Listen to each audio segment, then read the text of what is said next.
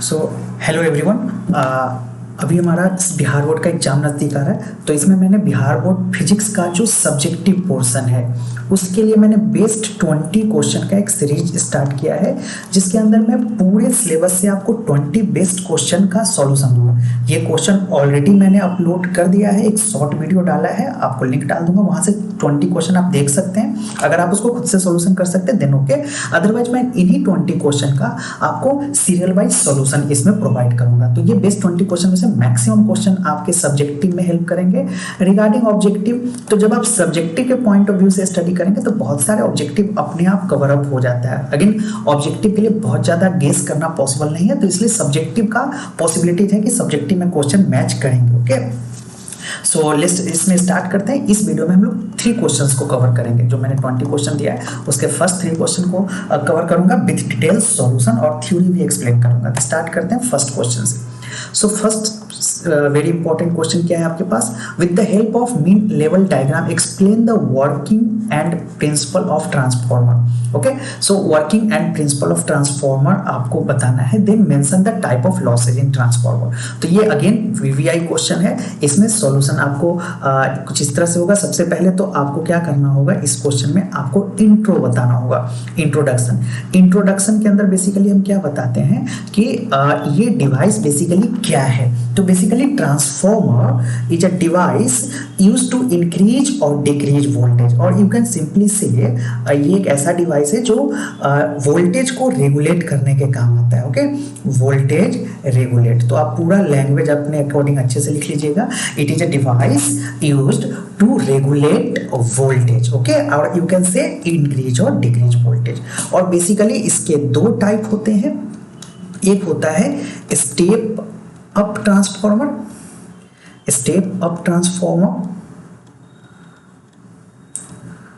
And second होता है step down transformer. Okay, second is step down transformer. तो 2 type होते हैं। अब बात करते हैं इसके प्रिंसिपल का। आप लिखेंगे भी एग्जाम में ऐसे ही प्रिंसिपल। तो प्रिंसिपल के अंदर हम लोग क्या लिखते हैं, बेसिकली कौन से कॉन्सेप्ट पे, फिजिक्स के कौन से कॉन्सेप्ट पे ये डिवाइस बेस्ड है।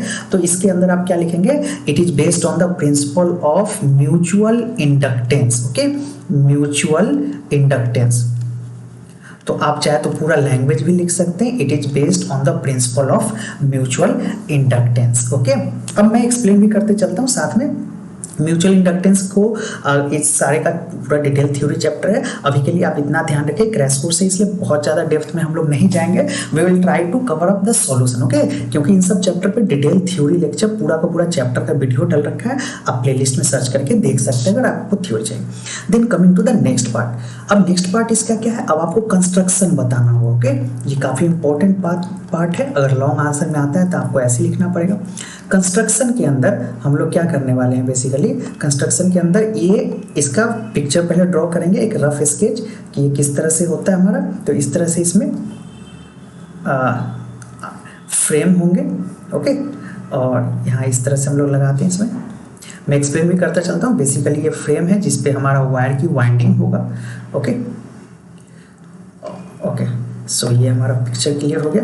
नाउ इस पे जस्ट वायर की वाइंडिंग कुछ इस तरह से होगा, जिसमें एक वायर को बोला जाता है primary coil and another wire is known as secondary coil. Okay, तो इस तरह से यहाँ पे होता है। ओके, ये हमारा इनपुट हो गया, प्राइमरी कॉइल जो बोलते हैं वो इनपुट हो गया। सेकेंडरी कॉइल जो होता है यहाँ से कुछ रेसिस्टेंस वगैरह, लोड रेसिस्टेंस RL जो होता है लोड रेसिस्टेंस होता है। ओके, तो बेसिकली 2 कॉइल होगा, एक तो होता है primary coil. Okay, this is primary coil.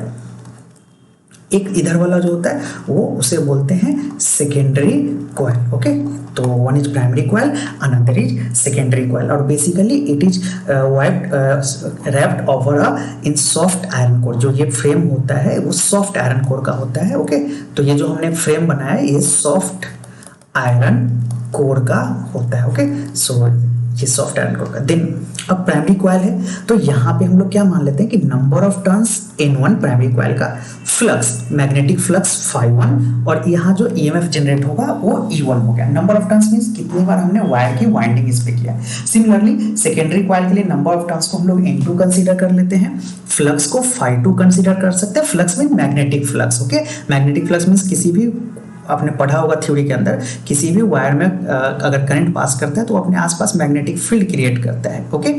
और दूसरा कोई वायर अगर वहीं पे होता है तो ये मैग्नेटिक फील्ड अगर उससे इंट्रोड्यूस होता है तो अकॉर्डिंग टू फ्राडे लॉ इस कॉइल में भी ईएमएफ प्रोड्यूस होगा, ओके। तो phi2 एंड E2, ओके। तो ये हो गया। तो ये तो कंस्ट्रक्शन का पार्ट हो गया, जहां आप मेंशन कर देंगे पॉइंट 1 पे। आप चाहे तो डिक्टेशन भी ले सकते हैं, मैं बोल रहा हूँ, वीडियो पॉज करके लिख सकते हैं। बेसिकली पॉइंट 1 में आप लिख सकते हैं, it consist of 2 coil, primary coil and secondary coil insulated from each other on a soft iron core. ये पूरा फ्रेम सॉफ्ट आयरन कोर का है। Second is generally primary coil को ही इनपुट कॉइल बोलते हैं और सेकेंडरी कॉइल को output coil बोलते हैं, ओके। नाउ अब हम लोग इसके वर्किंग एंड थ्योरीज पे आते हैं, ओके।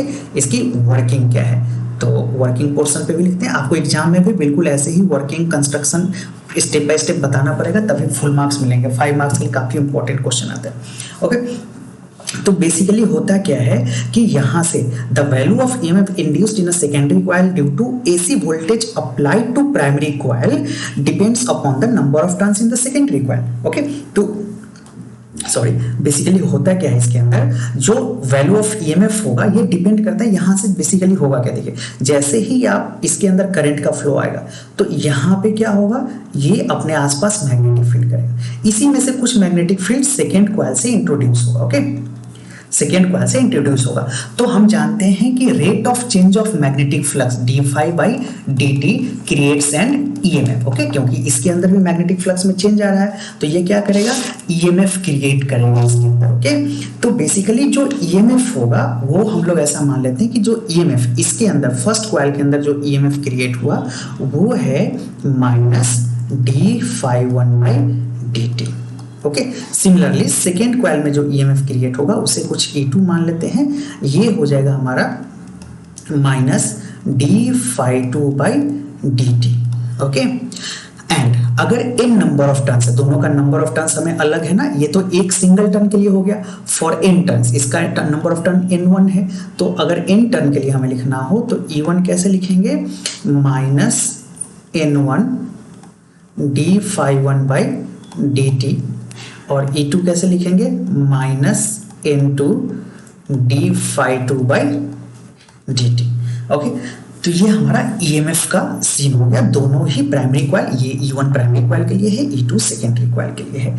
यहाँ पे हम लोग एक आइडियल कंडीशन ये मानते हैं कि आइडियल कंडीशन क्या है, यहाँ ध्यान रखिएगा। आइडियल कंडीशन के अंदर phi1 = phi2 = phi। Ideal transformer में बेसिकली इसमें हमने क्या माना कि जितना भी मैग्नेटिक फ्लक्स पहले कॉइल में जनरेट हुआ वो सारा का सारा सेकेंड कॉइल में इंट्रोड्यूस हुआ। बट प्रैक्टिकली ये पॉसिबल नहीं है, प्रैक्टिकली कुछ ना कुछ तो फ्लक्स का लॉस होगा ही। बट हम लोग आइडियल कंडीशन के अकॉर्डिंग स्टडी करते हैं। तो देन अब इसके पार्ट में हम क्या करेंगे, यहाँ पे जस्ट इसको इक्वेशन 1 मान लीजिए और इसको इक्वेशन 2 मान लीजिए, ओके। अब यहाँ दोनों को क्या करते हैं, आपस में डिवाइड कर देंगे। तो E1 coming to the next page, okay. तो E1 को हम लोग लिख सकते हैं ना, n1 d∅/dt, okay, this is equation 1। Equation 1 को मॉडिफाई करके कैसे लिख सकते हैं, E2 को n2 d∅/dt। क्यों ऐसा हमने किया, क्योंकि हमने ये मान लिया कि दोनों में फ्लक्स सेम है, इसलिए phi1 phi2 को हटा दिया। अब अपन क्या करेंगे, डिवाइडिंग कर देंगे, dividing both the equation, okay, dividing both the equation. दोनों इक्वेशन को आप डिवाइड करेंगे तो बेसिकली आपके पास क्या आ जाएगा, E1/E2 = d∅/dt कट जाएगा, n1/n2, ओके। और यहाँ पे E1 को ही, E1 बेसिकली क्या है, E1 is EMF of primary coil, okay, EMF of primary coil. किसी किसी बुक में या नोट्स में EP भी लिखा रहता है, तो don't confuse with that. E2 is EMF of secondary coil, okay. Secondary coil का EMF हमने माना है शुरू में ही, EMF is of secondary coil, okay. तो अब बात कर लेते हैं स्टेप अप और स्टेप डाउन ट्रांसफार्मर का क्या है। तो अब ये अपने पास जो इक्वेशन आया, यहाँ से अपन क्या बोल सकते हैं कि if n1 is greater then n2, n1 n2 greater करने का मतलब क्या है कि नंबर ऑफ टर्न्स, n1 में नंबर ऑफ टर्न्स, ये जो कॉइल का वाइंडिंग हमने किया है ना, ये अगर ज्यादा होगा तो क्या होगा, okay. So just sorry coming to that, okay. Then हम लोग क्या बोल सकते हैं, then voltage in secondary coil is greater than voltage in primary coil, okay. जैसा हमने बोला कि E2 को हम लोग सेकेंडरी कॉइल में बोल सकते हैं। ओके, तो अब क्या होगा, ऑब्वियसली देखो यहाँ पे क्या होगा, अगर N1 की वैल्यू ज़्यादा है, ओके, और N2 की वैल्यू कम है, तो ऑब्वियसली E1 क्या हो जाए, सेकेंडरी कॉइल का वोल्टेज ज़्यादा होगा, ओके, क्योंकि यहाँ ये जाता है, ओके, तो इनवर्स रिलेशन चलेगा ना, तो यहाँ पे सेकेंडरी कॉइल का वोल्टेज ज़्यादा होगा, तो सेकेंडरी कॉइल का ज़्यादा होगा तो इसमें क्या बोले, step up transformer, okay, step up transformer, ये सारे पॉइंट याद रखिएगा, ऑब्जेक्टिव के लिए भी इंपॉर्टेंट है, ओके। स्टेप अप ट्रांसफॉर्मर कब बोलेंगे कि कम वोल्टेज का इनपुट है लेकिन वो वोल्टेज इंक्रीज करके देगा, ओके। इफ, अब सेकंड कंडीशन क्या है, N1, सॉरी यहाँ पे, सॉरी एक चीज ध्यान रखिएगा, यहाँ पे हमने N2 और N1 करना था, okay, just a little mistake, sorry for that.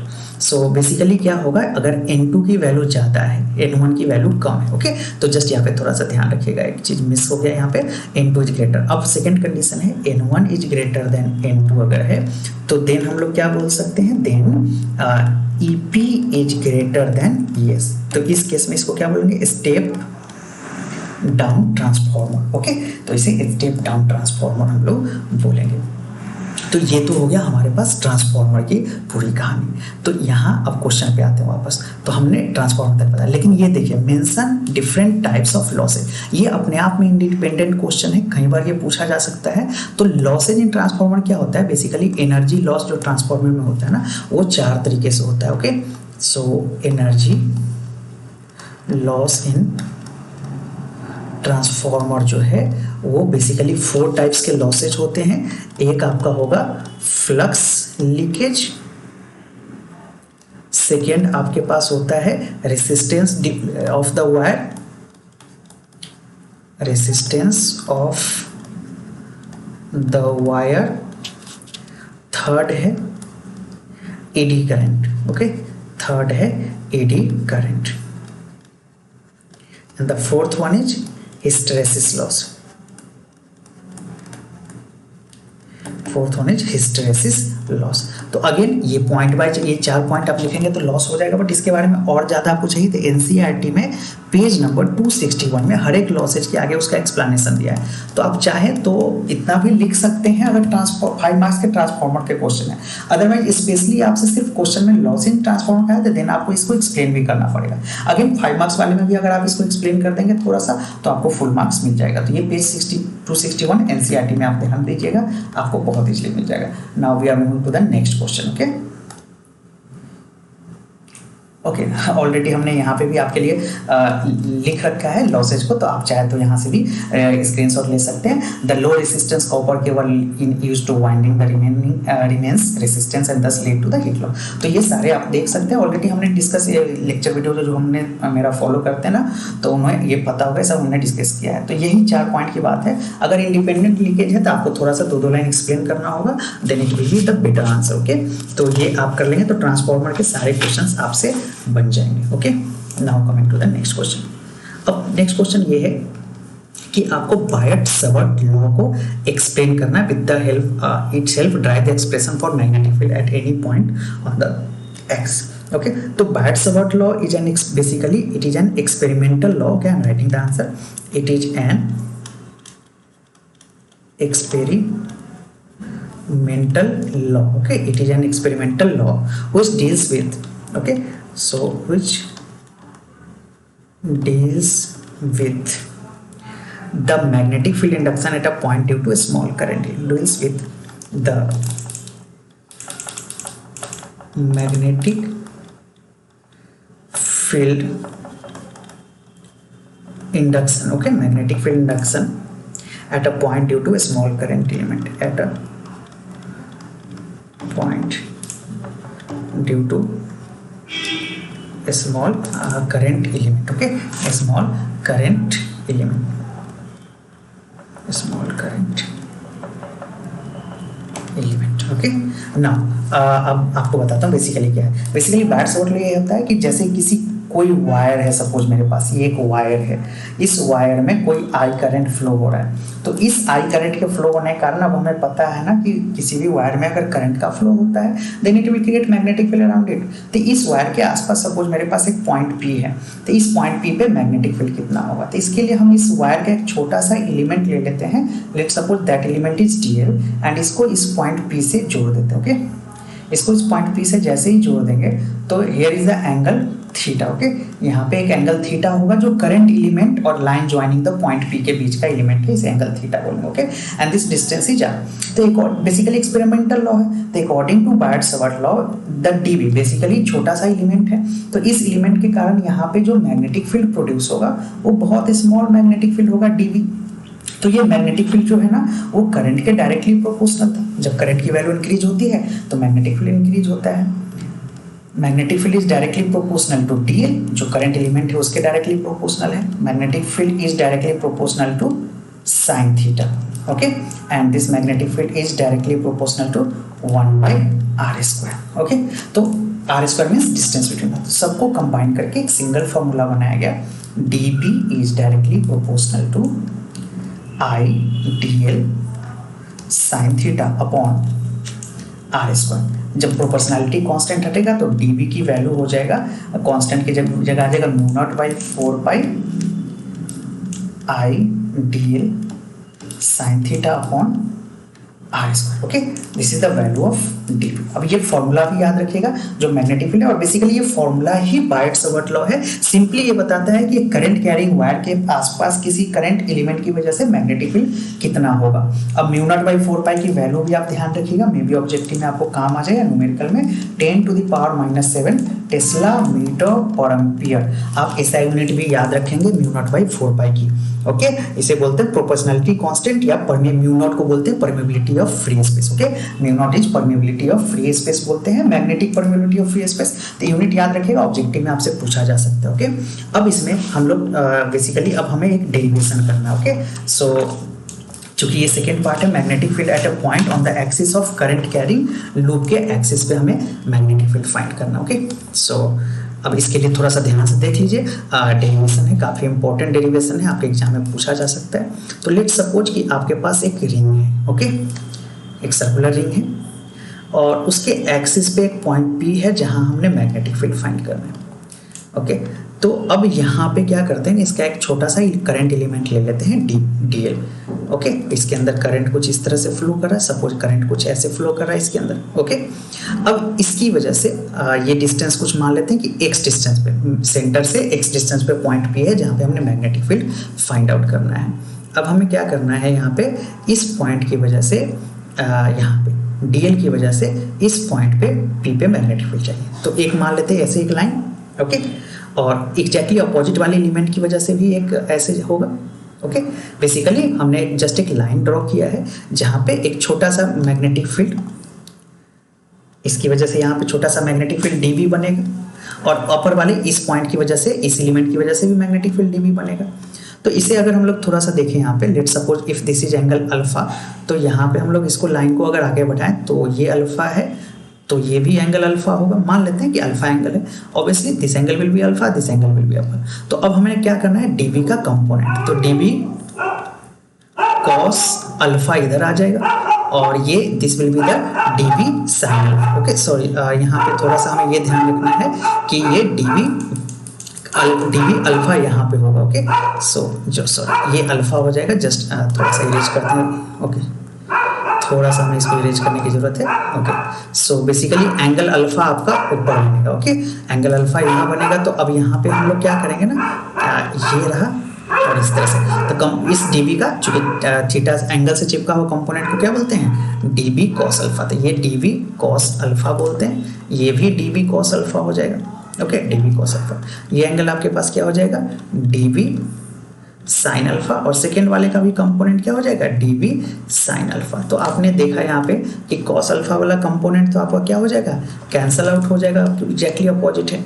Okay, तो DB cos अल्फा की वैल्यू यहाँ पे हम लोग क्या लिखेंगे, यहाँ पे अगर हमें पूरा मैग्नेटिक फील्ड चाहिए, ओके, पूरा मैग्नेटिक फील्ड चाहिए, तो इसका सीधा सा मतलब होता है कि आपको इस DB, एक छोटे से एलिमेंट के कारण DB sin अल्फा है, तो पूरे के लिए क्या करना पड़ेगा, DB sin अल्फा का इंटीग्रेशन, DB sin अल्फा का इंटीग्रेशन आप कर दोगे। कहाँ से कहाँ तक, तो इस रिंग की, कोई भी रिंग का पूरा लेंथ क्या होता है, जो उसका सरकमफ्रेंस है, इसका रेडियस सपोज मान लेते हैं कुछ रेडियस y है, तो इसका रेडियस पूरी रेडियस y है, मतलब सरकमफ्रेंस की वैल्यू कितना है 2πr यानी 2πy, तो पूरे लेंथ के लिए इंटीग्रेट कर देंगे। ओके, अब यहाँ dV की वैल्यू अभी हमने निकालना फाइंड करना सीखा है। dV की वैल्यू कैसे निकालेंगे, तो dV is equal to mu naught by 4 pi, जो अभी अभी हमने फॉर्मूला किया है, I D L sine 90 degree, चूंकि यहाँ एंगल जो होता है वो 90 डिग्री हो जाएगा आपके पास। ओके, आप एंगल को देखेंगे तो एंगल 90 डिग्री हो जाएगा अपॉन आर स्क्वायर। आर जो है ये यहाँ पे ये डिस्टेंस को आर बोलते हैं। ओके, इस एलिमेंट से इस पॉइंट के डिस्टेंस को आर बोलते हैं। तो अब हमने ये तो अकॉर्डिंग टू फॉर्मूला हमने देखा कि मैग्नेटिक फील्ड निकालते हैं, बट डीवी की वैल्यू हमने यहाँ से उठा के इसमें पुट करना है।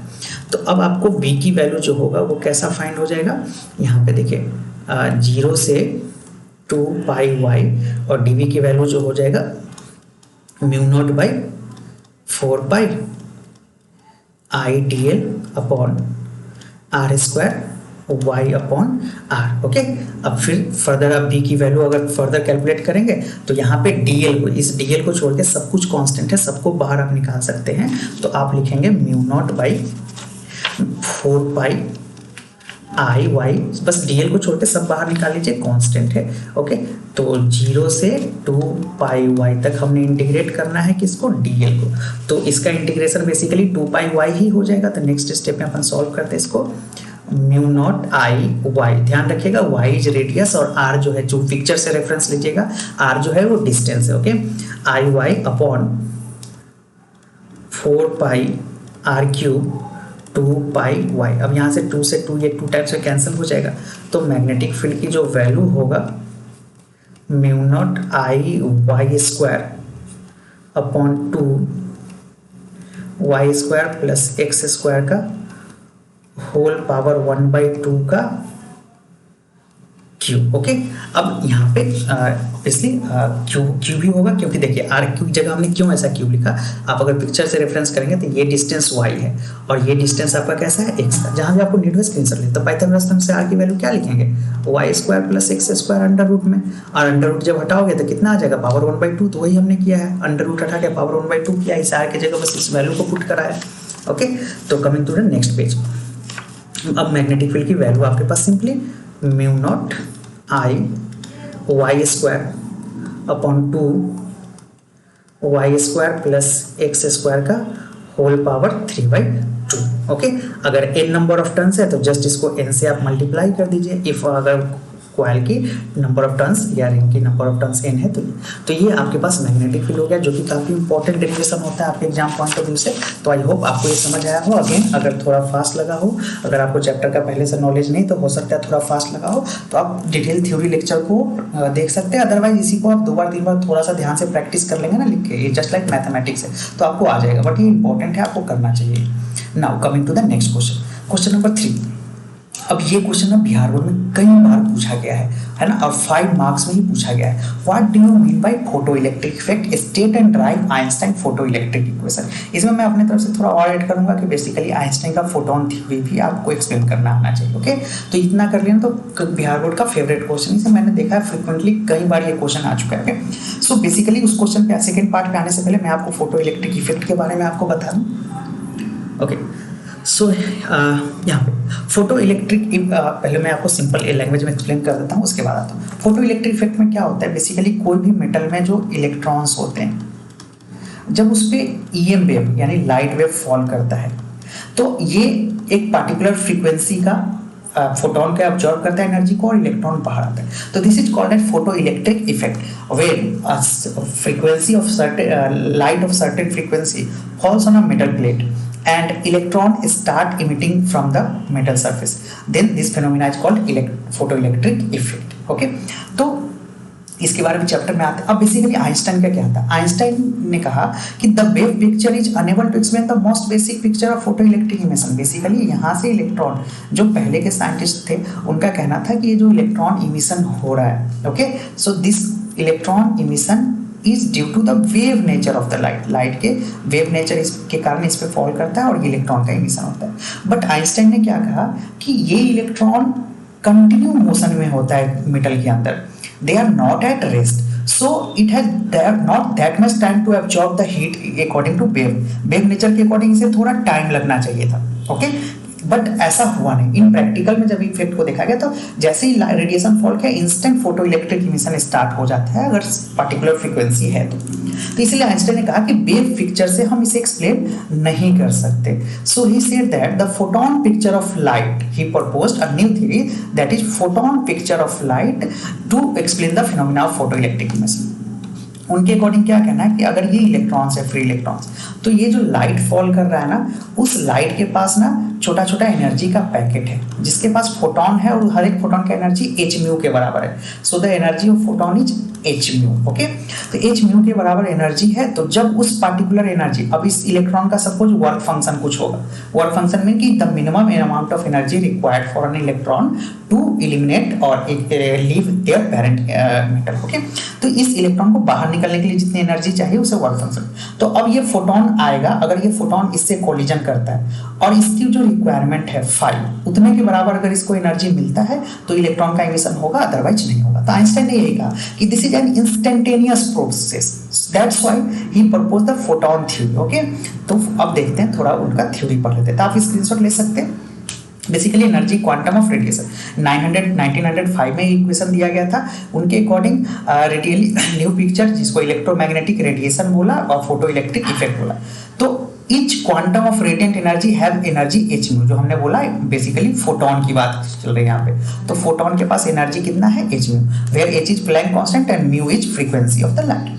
In photoelectric effect, the electron absorb the quantum of energy h mu of radiation. If this quantum of energy absorbed exceed the minimum energy needed for electron to escape from the metal surface, जिसे हमने work function बोला, the electron emission will emitted with maximum kinetic energy. Okay, तो देखिए जैसा हमने आपको बताया ना भी कि इसका इलेक्ट्रॉन का कुछ वर्क फंक्शन है और इस फोटोन के पास कुछ एनर्जी है h म्यू। अगर इसकी एनर्जी h म्यू की एनर्जी इलेक्ट्रॉन को रिक्वायरमेंट से ज्यादा है तो इलेक्ट्रॉन निकलेगा, अदरवाइज वो नहीं निकलेगा। तो जो एक्स्ट्रा एनर्जी है वो कहाँ खर्च होगा, एक्स्ट्रा एनर्जी इलेक्ट्रॉन की एनर्जी के रूप में खर्च होगा। तो kinetic energy of the electron क्या हो जाएगी, यही आइंस्टाइन का इक्वेशन है। h म्यू तो हमने दिया और इलेक्ट्रॉन ने कितना खर्च किया 5, तो जो बच जाएगा वो उसका kinetic energy. Suppose h mu energy electron ने लिया और उस इलेक्ट्रॉन को बाहर आने के लिए खर्च कितना कर दिया, इसमें से h म्यू में से उसने खर्च कितना किया 5। दैट्स व्हाई जो बच गया, जितना हमने दिया और इसने जितना खर्च किया, जो बचा वो kinetic energy. So this is the equation. तो ये आपको ध्यान रखना है, फोटोन की प्रॉपर्टी देखना है। तो इस वीडियो में इतना ही, मिलते हैं नेक्स्ट वीडियो में। आप डिटेल थ्योरी देखिएगा, जो भी डाउट हो आप कमेंट कर सकते हैं। तो मैं 20 क्वेश्चन का सीरीज जल्दी कंप्लीट करूंगा और बहुत सारे आने वाले नेट में आपको एग्जाम से रिलेटेड फिजिक्स के बहुत सारे क्वेश्चन मिलेंगे हमारे चैनल पे। तो सब्सक्राइब करिए और जो भी आपको डाउट हो कमेंट में करिए। Okay, so thank you and thanks for watching.